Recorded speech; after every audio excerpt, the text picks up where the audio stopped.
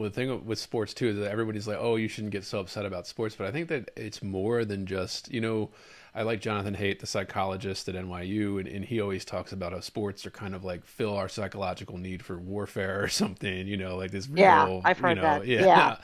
And there's probably some truth to that, but I think it's more than that too. I think that you said there's the community aspect to it. There's rooting for the Right. home team. Or Right. your local college, because I know in the South there's like, before the pro sports leagues were a big thing, it was your college team or your high school teams, or especially in Texas there. I remember going through Texas, and a lot of those small towns in Texas, you'll see these high school football stadiums, Friday Night Lights style, Oh where you see yeah. the high Oh school yeah. football stadiums that look like college stadiums or something, like Yeah. these huge stadiums that are so extravagant that I'm like, yeah, like, and the entire community, people talk about this with the Packers and stuff like that, with kind of how the entire community, the entire town is really supportive. Like you see this. What do you think about that? Like in terms of like teams being sold. I live in Vegas, and we're kind of poaching teams right Oh now yeah. from all over the place. What do you think about that? Like teams being sold to cities and stuff. And I'm from Baltimore originally, so my father always talks about the Oh, Colts, and and that was what they terrible. did to the Colts, and Yeah, they moved in the middle of the night. They just yeah, left. And I think it's terrible because I think it is a community builder. And there's something about sports that it becomes the best part of us, because let's use I'm a Houstonian, a native Houstonian. The Astros the last several years, we're a football town. We think we're a football town and we have a huge baseball problem. But the last several years, all the things that ripped Houston apart, we're like every other city in the country. We have the Democrats, the Republicans. We have the COVID stuff that happened. We have the county judge versus the state senator. We have all the same crap that everyone else has. But when you put the Astros in the World Series against the Yankees, I mean, not they weren't in the World Series because now we're an American League team, which is a sacrilegious event, but we are an American League team. But you put us, against the Dodgers or against the, I'm telling you what, you have never seen a city come together. Like, I don't care. It's like the letters. I don't care how you voted. I don't care. But if freaking Altuve, hits it out, I mean, we're going to kiss each other right on the mouth. It's going to be the greatest moment of this whole city. And for 2 weeks, for 3 weeks, this city comes together and we're the best version of humanity. We're all right, wearing the stuff. We're all rooting for each other. It's us against the whole world, and there's nothing. And that's one thing that sports has the power to do. You look at that 1980 Olympic hockey team, right, you talk about unifying an entire country behind an underdog, right. and people in Houston, especially because of the whole cheating scandal with the 2017 World Series. I'll tell you what, you come to our town, we'll bang our trash cans right on your freeway. We will come after you with our trash cans and bang them because we like to be unified behind that. And, growing up in Houston, we lost the Oilers to Right. Tennessee, and I'll tell you what, you want to see a city get mad? Those Nashville people, those Tennessee Titans put our uniforms on. They put our Houston Oilers uniforms on last year, and this city again went insane. We were like, we will not put up with that as a city. Right. And we blew up Facebook. And I think it does have that, and Green Bay is a great example because they own their own team. Right. The Yeah. city and the people own their team. And I think it's unfortunate on one side of the equation when the team moves. Houston's still at a loss for the Oilers. The Ravens can't replace the Colts. Right. Yeah. You know, but there's also something good about the city that receives.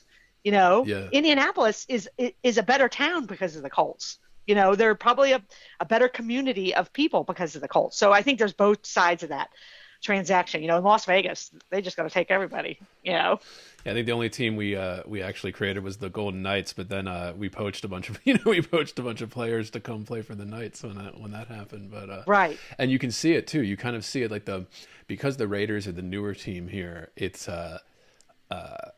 people are much more likely to go when I'm outside or I'm at the gym or the grocery store or something, to be like, people are wearing Golden Knights stuff. They're not so much wearing the Raiders stuff. Like it's kind Right. of because the Knights were kind of something that was formed in the city instead of brought in from another city or something like that. And we haven't quite warmed up to it. And of course, there's plenty of California transplants and stuff here, so there are some built-in fan base. But I Right. think with that recent Steelers game against the Raiders, that was a big thing I saw, where there was way more Steelers fans in the audience than there were Raiders fans. And they were swinging Yeah. the terrible towels, and yeah, I mean, it's just interesting how that it takes a little while for that to build up. Or I know, watching the Ravens, the expansion in '96 is like, we got a football team we were watching. I remember watching with my dad, And the Ravens were historically not that great until real recently. And my dad would always say, he's like, well, my team doesn't exist anymore. Is that the kind of the saying he would say?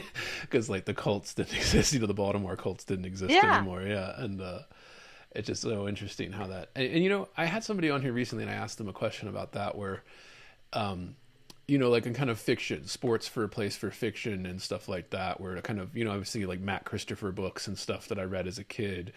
And just how much, and even playing sports, I played football in high school. I wasn't really good enough to play college level stuff, but it just kind of, what you get from that too, like being a part of a team is kind of like a smaller version of that larger citywide kind of community that you get from the sports teams. And it really is irreplaceable. Like it's kind of like, I guess I want to use the word like brotherhood or something, but I mean, that kind of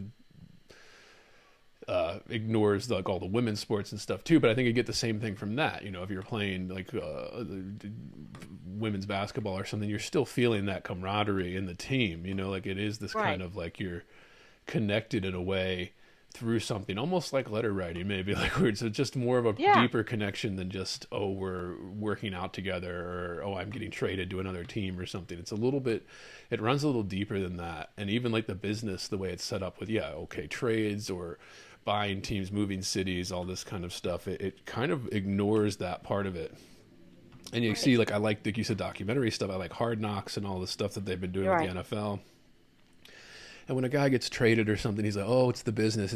And I'm like, yeah, I get that. And I get you have to kind of have that attitude about it. But I'm like, I know you're feeling that like betrayal. Like you feel betrayed. Like, like. And that's one of the things we're seeing with the way college football is changing with the NIL and the, that all that in the transfer portal. It's going to be harder and harder to have that, that team. And you already had eligibility, so it was already gone after 4 or 5 years. But the NFL's changed so much from the salary cap, and then you have this movement where you're not going to have that core group.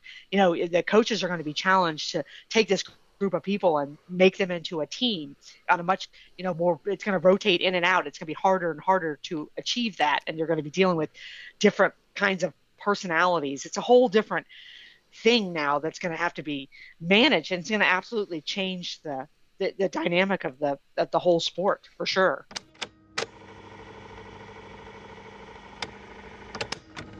If you're hearing this, it's because you are listening to the free public feed of Heavy Board. To get complete, uncensored, uninterrupted, full access to this podcast, become a subscriber at patreon.com/heavyboard. That's right, Heavy Board is made possible by subscribers like you. For less than 1 cup of coffee per month, you will receive private access to uncensored, full-length episodes, Jerk Shop, heavy bonus content, subscribers-only AMA episodes, bonus extended interviews, and more. Come join the conversation today at patreon.com/heavyboard.